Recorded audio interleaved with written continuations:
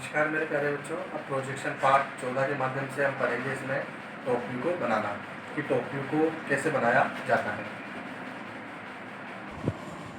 देखिए अब हम इसमें जो फर्स्ट आपका फ्रंट था और साइड था, अब हम इसमें बनाएंगे टॉप व्यू। तो टॉप व्यू में सबसे पहले तो हम ये देखेंगे कि टॉप व्यू में आपको क्या क्या दिखाई देगा। टॉप व्यू में आपको एक तो ये वाला पार्टीशन दिखाई देगा और एक ये वाला और एक ये वाला, इस प्रकार से आपको दिखाई देगा। और इसके बाद अब हम थोड़ा सा इसको रफली बना के देखेंगे कि टॉप व्यू उसका कैसा बनाई देगा या किस प्रकार से बनेगा या कैसा दिखाई देगा आपको। इससे पहले हम ये समझेंगे कि टॉप व्यू आपका किस साइड से घुमाने पर करेगा। तो आपको ये ध्यान में रखना है हमेशा कि टॉप व्यू बनाते समय हमेशा जो आपका आइसोमेट्रिक है, जो आधार से 30 डिग्री पे टिका हुआ है, इसको फ्रंट व्यू के साइड में आपको घुमा देना है। यानी कि घुमाने का मतलब इसको रोटेट करना है फ्रंट व्यू की साइड में।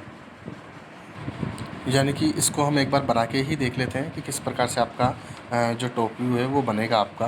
देखिए टॉप व्यू में एक तो आपका ये इस प्रकार से एक ये बॉक्स दिखेगा आपको, ये बॉक्स दिखेगा। इसके बाद में आपका जो है ये दिखेगा 15 mm का, और 15 mm का जो बचा हुआ है आपका ये दिखेगा आपको। इस प्रकार से आपका ये टॉप व्यू बनेगा। अब ये कंडीशन है आपकी फर्स्ट एंगल के अंदर, जो फ्रंट की साइड से हमने घुमाया है तो इस प्रकार से बना है, तो ये आपका सही है बिल्कुल। आप कई बार ऐसी भी गलती कर देते हो कि इसको टॉप व्यू को बनाने में अगर आप इसको ऐसा बनाते हो इस प्रकार से, तो आपका टॉप व्यू सही तो है, लेकिन ये फ्रंट व्यू के अकॉर्डिंग बिल्कुल गलत है, क्योंकि आपका फ्रंट व्यू इस साइड में दिया हुआ है। अगर आपका फ्रंट व्यू इस साइड में दिया हुआ होता तो आपका ये वाला सही होता। और अभी की जो सिचुएशन है, इस सिचुएशन के हिसाब से आपका जो टॉप व्यू है वो ये आपका सही है और ये आपका गलत है। तो आपको ध्यान रखना है, इस हिसाब से आपको टॉप व्यू बनाना है। यानी कि चित्र को आपको जिस साइड में फ्रंट व्यू होता है उसी साइड में रोटेट करना है या घुमाना है। देखिए आपका जो टॉप व्यू बनेगा, इसकी जो चौड़ाई रहेगी वो फ्रंट के अकॉर्डिंग ही रहेगी। यानी कि फ्रंट की जो चौड़ाई है उसी चौड़ाई में आपने ये रेखा खींच दी है टोटल। और ये जो इसकी इस प्रकार से जो ऊंचाई है वो आप ये आइसोमेट्रिक से भी अच्छे से इस चीज़ को समझ सकते हो आप, कि ये जो है आपका ये टोटल आपका 50 है, और ये जो साइड की चौड़ाई है 30 mm, ये इसकी ऊंचाई हो गई। यानी कि 50/30। तो हमने क्या किया है, यहाँ पे 50/30 का एक बॉक्स बनाया है, क्योंकि आपका जो ये चौड़ाई है ये वाली 50 आ गई, और फ्रंट की जो चौड़ाई है वो टॉप की आपकी ऊंचाई रहेगी।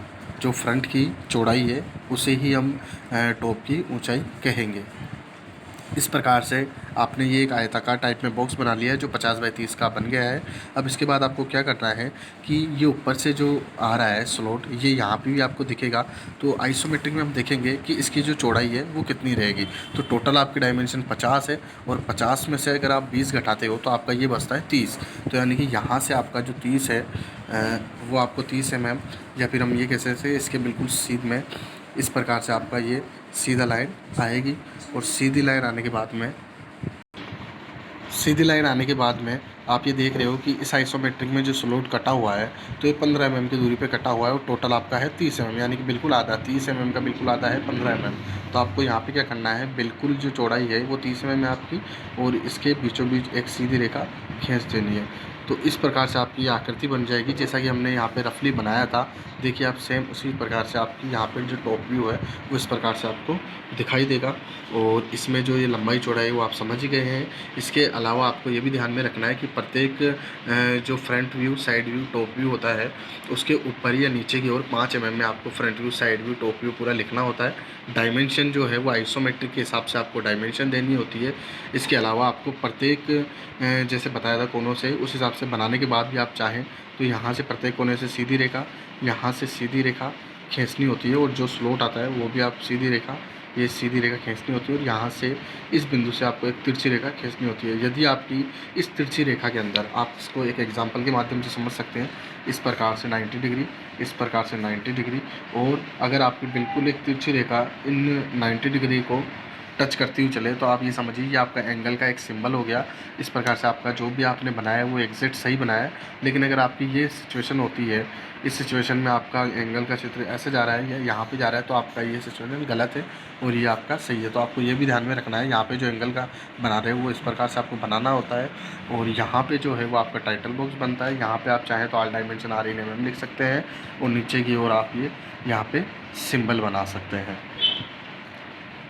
फ्रंट व्यू साइड व्यू समझने के लिए आप यहाँ भी एक बार देख सकते हैं कि जो रेड कलर से आपको दिख रहा है ये फ्रंट व्यू है, ये साइड व्यू है, और यहाँ से बिल्कुल कोनों से लाइनें खींची हुई है। जैसे मैंने बताया था कि आप इस मेथड से भी बना सकते हैं। तो इस प्रकार से जैसे आपने साइड बनाया है उसी प्रकार से आप इसका टॉप भी बना सकते हो। यहाँ से इसी की जो सीध में है एक स्ट्रेट लाइनें खिंच जाएगी यहाँ से, और आपका टॉप व्यू इस प्रकार से यहाँ पे बन जाएगा। इस प्रकार से आपका टॉप व्यू बन जाएगा। जिस प्रकार से फ्रंट व्यू साइड व्यू बनाए उसी प्रकार से टॉप व्यू बनाए।